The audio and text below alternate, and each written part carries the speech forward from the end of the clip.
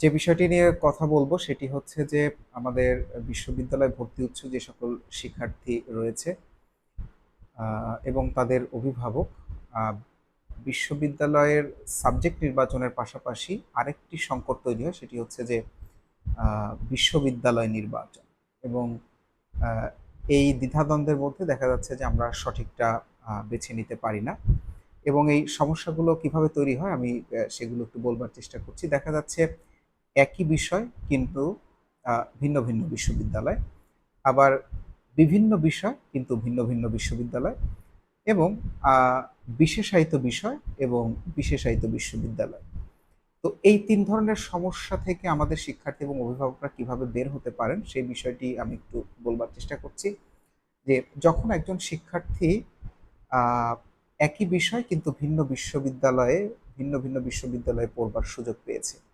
দেখা যাক একটি সাবজেক্ট হচ্ছে ক, কিন্তু এই ক সাবজেক্টে সে চান্স পেয়েছে প্রায় 5 থেকে 6টি বিশ্ববিদ্যালয়। এখন তার প্রশ্ন হচ্ছে যে আমি আসলে কোন বিশ্ববিদ্যালয়টি বেছে নিব বা বেছে নেওয়া উচিত। সেক্ষেত্রে আহ, একটি বিশ্ববিদ্যালয়কে যদি আমরা র্যাঙ্কিং করি বা পরিপূর্ণ বিশ্ববিদ্যালয় বলি বা বলতে চাই, তার কিছু ক্রাইটেরিয়া আছে। সেগুলো যদি কোনো বিশ্ববিদ্যালয় ফুলফিল করে তাহলে আমার মনে হয় যে একজন শিক্ষার্থী সেগুলো আহ, মধ্য থেকে একটি বিশ্ববিদ্যালয়কে বেছে নিতে পারে।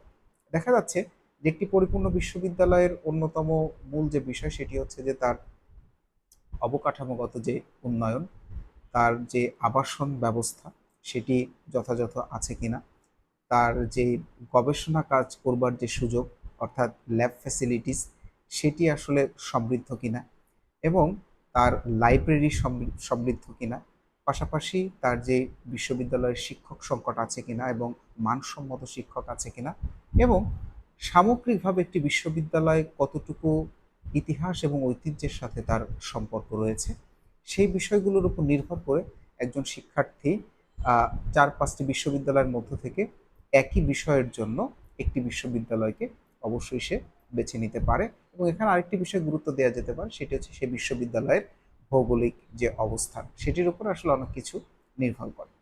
আরেকটি বিষয় হচ্ছে ভিন্ন ভিন্ন বিষয় এবং ভিন্ন ভিন্ন বিশ্ববিদ্যালয়।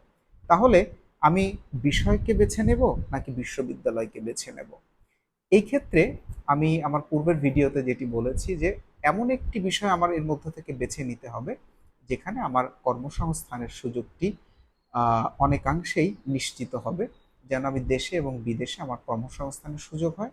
এবং তার মধ্য থেকে যদি আমার সেই বিশ্ববিদ্যালয়গুলোর চয়েস করবার সুযোগ আসে, তাহলে দেখতে হবে যে তুলনামূলকভাবে কোন বিশ্ববিদ্যালয়ে আমার এই সুবিধাগুলো রয়েছে, তার অবকাঠামো, ল্যাব ফ্যাসিলিটিস, আমার আবাসন ব্যবস্থা এবং মানসম্মত শিক্ষক এবং লাইব্রেরি সমৃদ্ধ আছে কিনা। তাহলে ভিন্ন ভিন্ন বিষয় হলেও, ভিন্ন ভিন্ন বিশ্ববিদ্যালয় হলেও কিন্তু এখানে রেশনালি একজন শিক্ষার্থীর এই বিষয় এবং তার বিশ্ববিদ্যালয় বেছে নেওয়ার সুযোগ রয়েছে।